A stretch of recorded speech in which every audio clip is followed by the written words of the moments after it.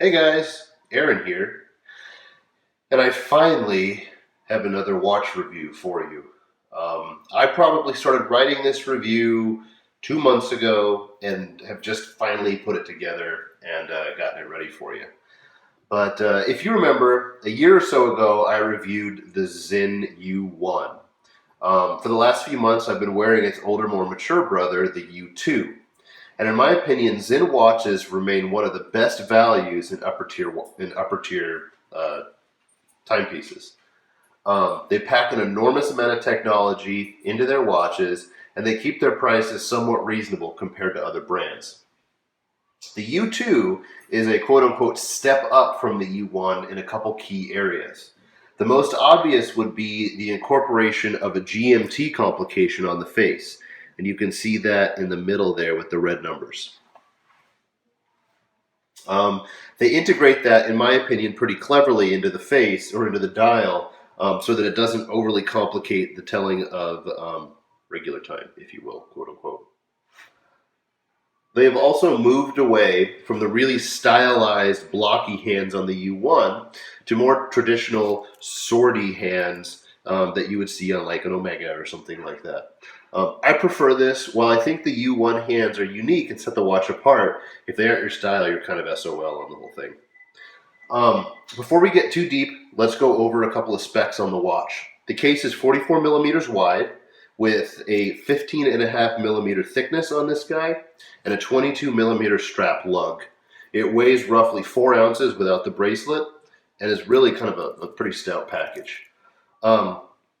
The case is made of Sinn's legendary submarine steel, which is the same steel used in German submarines. It's strong, it's obviously saltwater resistant. This is exactly the same stuff that the U1 has.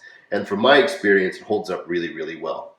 The crystal, as you can see, is a slightly domed sapphire crystal that is double AR coated. So you can see when I turn it towards the window, you get some nice reflections on it. But for the most part, it is completely just like crystal clear.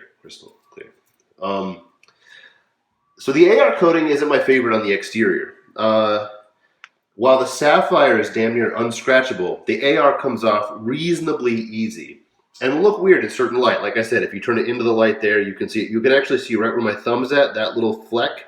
That is a scratch in the AR coating, but not a scratch on the crystal itself. So if that begins to happen to you and really annoys you, you can polish it out.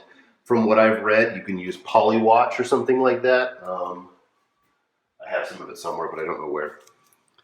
So if that's something you want to do, that's something you can do. So the bezel on the U-line watches, the U1 and the U2, is tegimented. So this tech seems pretty incredible to me.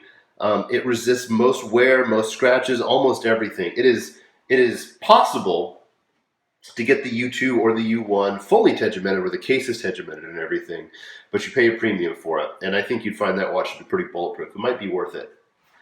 Bump the camera. And then the bezel on this guy is what Sinn calls their mission timer. So it's just another way to show elapsed time or to time something with a little bit more precision than a diving bezel itself. The movement inside the U2 is an ETA or ETA 2893-2, which is the GMT version of the ETA 2892. These are step ups from the legendary ETA 2824s, which were in Speedmasters and such, I believe. If I'm wrong, I'm sure you guys will let me know. And it's the 2893-2 is the base for a bunch of Omega models, including their coaxial designs. It has a 42-hour power reserve, 21 joule movement with the Inca block, kind of spring balance wheel. It's a very capable movement, has kept excellent time for me. This watch, as you see it, is running just a little bit fast, but I'd rather have it run a little fast than a little slow. So Sinn offers the U-Series watches on either steel or rubber bracelets. Both of these straps are built very, very well, but steel obviously is my preferred, either that or a NATO. But Sinn steel bracelet is really worth taking a look at. It's bead blasted steel, as you can see, which resists a lot of wear. This I have worn every day since I got it, and you can see there's a couple small marks on there, but for the most part, it doesn't have the typical desk diver marks that you would expect. It has the fold-over clasp. It's a little tight on that action, but it's just the typical fold-over clasp with a diving extension if you need it. And the links are screwed together with a hex screw that they include with the bracelet. It's very easy to size yourself. I have found it to be super comfortable, very wearable, easily adjusted. You have some micro adjustments in the clasp there, and it's great. So if you don't buy the watch on steel, or you can't find one on the secondary, the bracelet itself is about $300. That seems really expensive, but almost any other Swiss luxury brand out there is going to charge you double that for the steel bracelet. So in that respect, it's kind of a steal. All right, so as I said before, Sinn packs a bunch of technology into their watches. So let's talk a little bit about the tech that Sinn has put into this piece. First, the drying capsules. Well, let's talk about just the Ard dehumidifying technology as a whole. If you can see, it's hidden under the GMT hand, all right? So, first position. Oh, changing the date, not what I wanted to do. All right, so you can see at the 6 o'clock, there's that embossed AR there. That stands for the Ard dehumidifying technology, which is comprised primarily of three things. First, the drying capsule. And you can see the drying capsule at 6 o'clock in there. It should be light blue, and it's set down below the dial itself. That is a copper sulfate capsule that is intended to absorb any moisture that should happen to get into the case.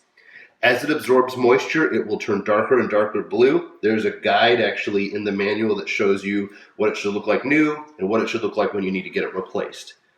During the routine of a normal service, Sinn should replace your copper sulfate capsules.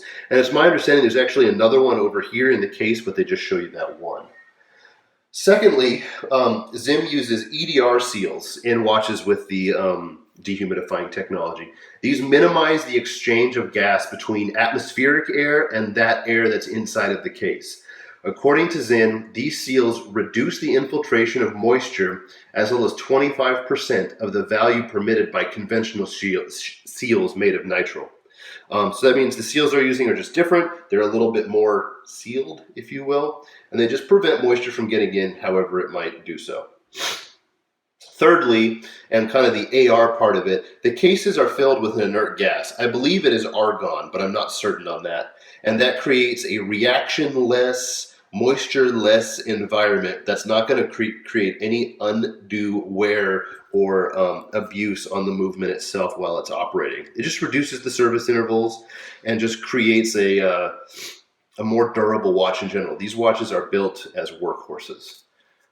Sinn watches, for the most part, are also very anti-magnetic. They are shock resistant and temperature resistant, meaning that this watch is less likely to be affected by any sort of extreme conditions it encounters in your life. Although it will likely not encounter the extreme conditions that it is certified for. Example, it should run accurately in temperatures between negative 45 C and plus 80 C. That's real cold and real hot. So just to wrap this up, having owned many luxury watch brands, experiencing a lot of different things from classical manual wind watches to modern coaxial movements, chronos, GMTs, dive watches, pilot watches, and everything in between, I believe that Sinn offers the most bang for the buck. They pack a ton of function and a ton of technology into their watches and still dress them in relatively classy packages.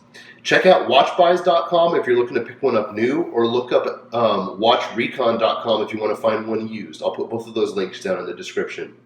But all in all, I can't recommend this watch more. I've been wearing it every day since I got it, and it's just perfect. I really, really, really like it. So that's it, guys. I hope you enjoy it. I hope you enjoyed this review. I'm going to try and bring more watch videos to you soon. And as always, I appreciate the subscriptions and the thumbs up. If you guys are looking for any EDC gear at all, be it some watches, mostly knives, some flashlights, Check out Blade HQ. There's a link in my description.